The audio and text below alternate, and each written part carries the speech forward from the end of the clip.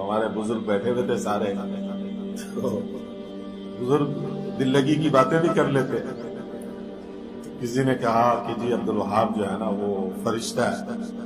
بھائی عبد الوہاب صاحب کے بارے میں کسی نے آ کر بزرگوں نے کہا جی عبد الوہاب جو ہے نا بھائی عبد الوہاب صاحب تو بالکل فرشتہ ہے. ہمارے ایک بزرگ تھے لاہور کے، انہوں نے کہا ہاں فرشتہ ہے لیکن موت کا فرشتہ ہے. فرشتہ تو ہے لیکن موت کا فرشتہ، جس کو قابو کرتا ہے تو چھوڑتا نہیں ہے. موت کا فرشتہ چھوڑ کے چلا جاتا ہے. جس کو پتا ہے کہ اس کو قابو کرنا ہے اس کو چھوڑ کے تھوڑی جاتا ہے. حاجی صاحب کو چھوڑ کے چلا گیا تھا ویسے، ایک دفعہ نہیں کئی دفعہ. ایک دفعہ کا حاجی صاحب سناتے ہیں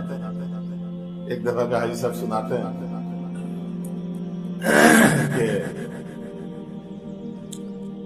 ڈاکٹروں نے ہسپتال میں تھے، ڈاکٹروں نے جو ڈاکٹر اندر تھے انہوں نے کہا سب کو رخصت ہو سکتی، تو وہ جو ڈرپ سلپ لگایا ہوا تھا وہ سب نکال دیا اور پٹی بھی باندھ دی، انگوٹھے بھی باندھ دیے، آنکھیں وغیرہ جو ہے بند کر دی، سب چیزیں مشین فلیٹ ہو گئے، سب کچھ ختم ہو گیا.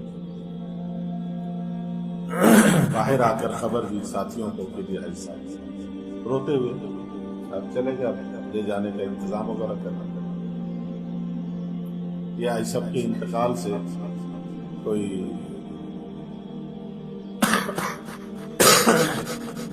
صاحب کے انتقال سے یوں سمجھو کہ 30-35 سال پہلے کیا واقعہ تھا. 38 سال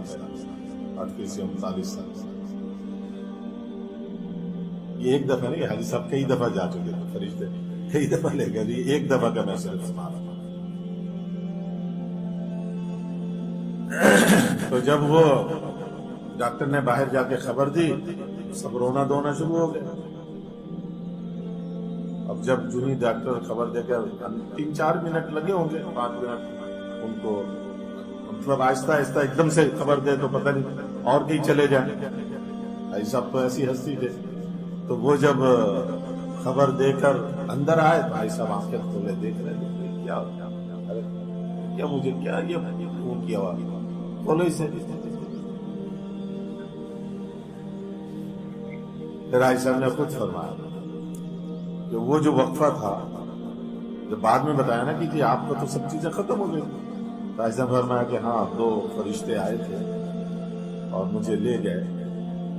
تو میں نے ان دونوں فرشتوں سے پوچھا، مجھے ان کا چہرہ نظر نہیں آ رہا تھا، جسم پتہ چل رہا تھا. میں نے کہا تم دونوں مجھے کہاں اٹھا کر لے آئے؟ میں نے کہا جنت البقیع ہے، میرے میت کو لے گئے. یہ مکالمہ ہو رہا حاجی صاحب کا ہوتا کہ یہ جنت البقیع ہے. تو حاجی صاحب نے فرمایا کہ مولانا الیاس صاحب، مولانا یوسف صاحب تو یہاں نہیں ہے. انہوں نے کہا نہیں وہ تو نظام الدین میں. انہوں نے کہا تمہارے لیے کیا مشکل ہے، تم ان دونوں کو اٹھا کر یہاں لے آ. میں تو نہیں ہے یہاں دفن ہوتا. ایک بات فرشتوں سے لڑ رہے ہیں.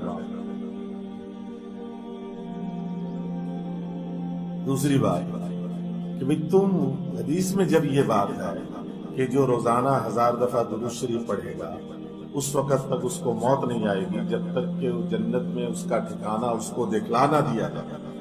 تو تم لوگوں دونوں نے تو مجھے جنت میں میرا ٹھکانہ دکھایا ہی نہیں اور مجھے اٹھا کے لیا.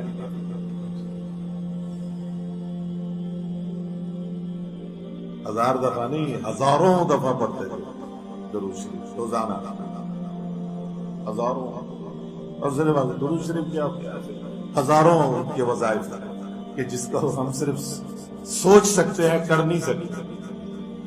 اس کا 10واں حصہ بھی نہیں کر سکتے. 10واں کیا، میں تو خیال ہے 100واں حصہ بھی نہیں کر سکتے.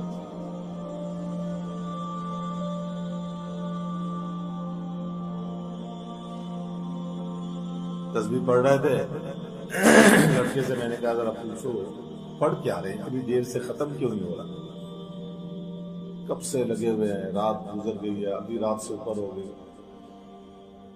میں نے کہا ذرا چپکے سے پیار سے آرام سے پوچھنا کہ جی آپ اتنی دیر سے کیا پڑھے جا رہے تھے؟ کہنے لگے میرا فہیم بیمار ہے نا، میرے بارے میں بیمار ہے نا، تو اس کے لیے یا حیو پڑھ رہا ہوں 3000 دفعہ. اپنے منع کے لیے جو وہ بیمار ہے رہتا ہے اس کے لیے 3000 دفعہ یا حیو پڑھ رہے ہیں کہ 3000 دفعہ یا حیو پڑھوں گا تو اس کی بیماری اللہ دور کرے گا۔ تو فرشتوں میں سے ایک نے دوسرے سے کہا بات تو صحیح کہہ رہا، چل بھائی واپس کر کے آؤ۔ تو فرشتے لے گئے، واپس چھوڑ گئے، اتنے میں یہ باہر والے اندر گئے تو حاجی صاحب جاگ رہے۔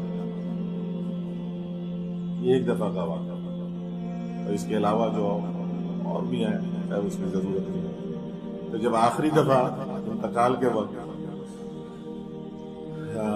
اذان ہو رہی تھی فجر کی، اور میں ساری رات یوں ٹکی باندھے بیٹھا مشین دیکھ رہا تھا کہ مشین جو ہے نا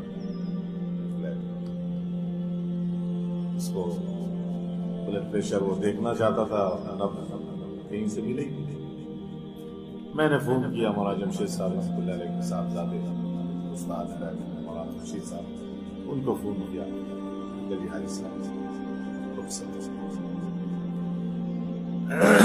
ان کو فون کر کے میں کمرے میں داخل ہوا تو مشین چلنی شروع ہو گئی، جو مشین لگاتے ہیں جس میں سارا بتاتے ہیں۔ میں نے جلدی سے مولوی خورشید صاحب کو فون کیا، میں نے کہا ابھی کسی کو بتائیے گا نہیں، کوئی پتہ نہیں ایسا پھر واپس آ جائے، اب تک کئی دفعہ تو ہو چکا تھا، میں نے کہا بتائیے گا نہیں ابھی کسی کو، مشین پھر چلو۔ ابھی میں نے یہ کہا ہی تھا، لیکن یہ آخری چراغ بجھنے کا جو شعلہ تھا وہ یوں ہوا ایسا